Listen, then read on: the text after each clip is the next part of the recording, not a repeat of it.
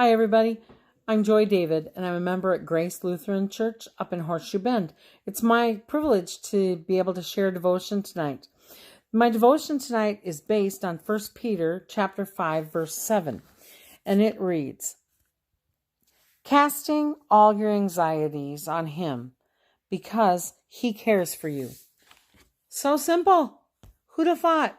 I spend so much time worrying about this or worrying about that, and things just don't happen that way. And, I turned 60 at the end of December, and I decided that the year 2020 was going to be the year of joy.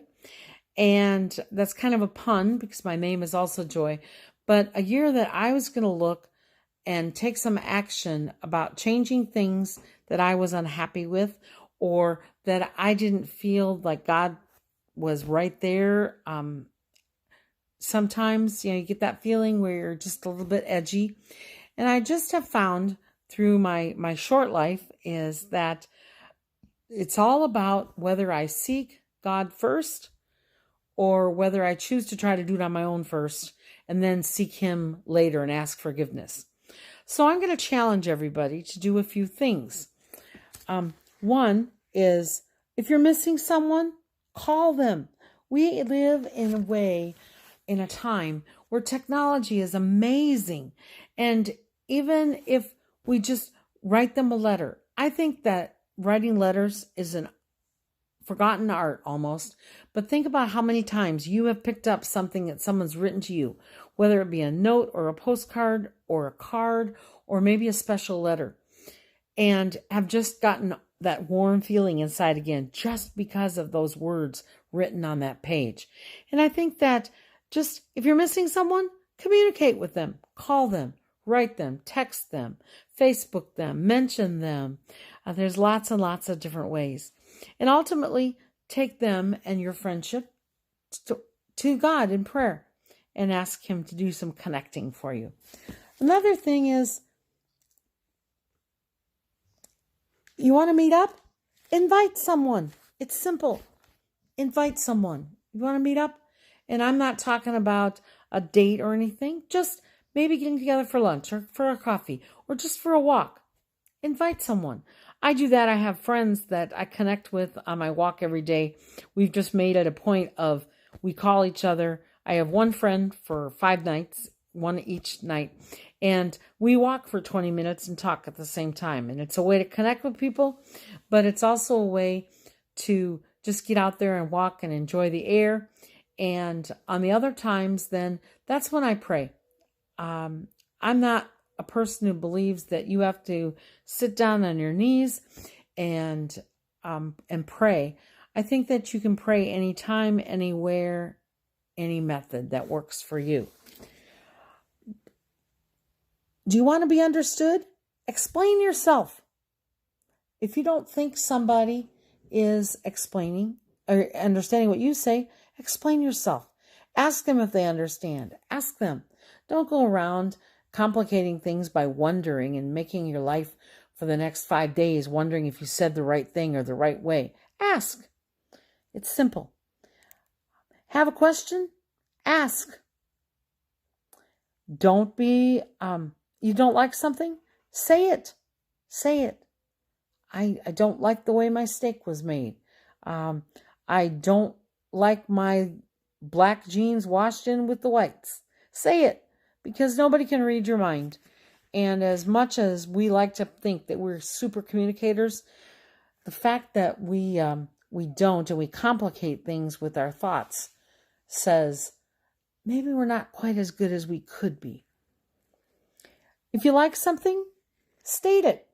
No, nobody anywhere does not like to hear that you liked something that they did, something they said, something they wore, something that they thought about or they shared.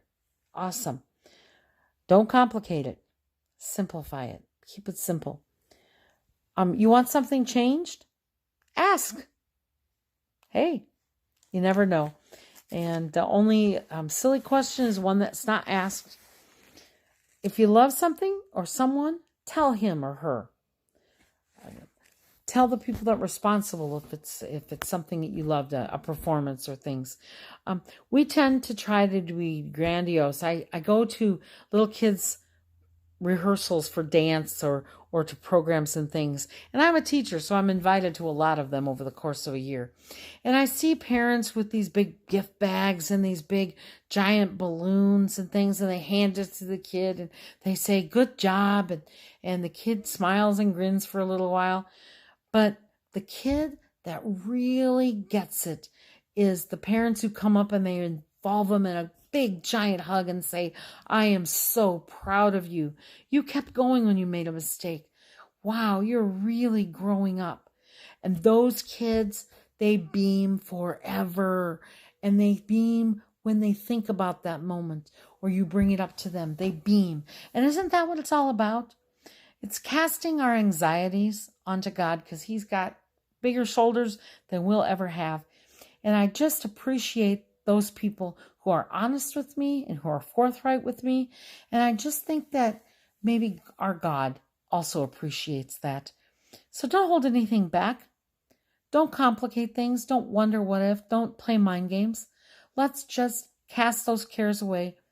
Get what we need by asking and telling and reuniting and calling and all those wonderful ways that we can communicate.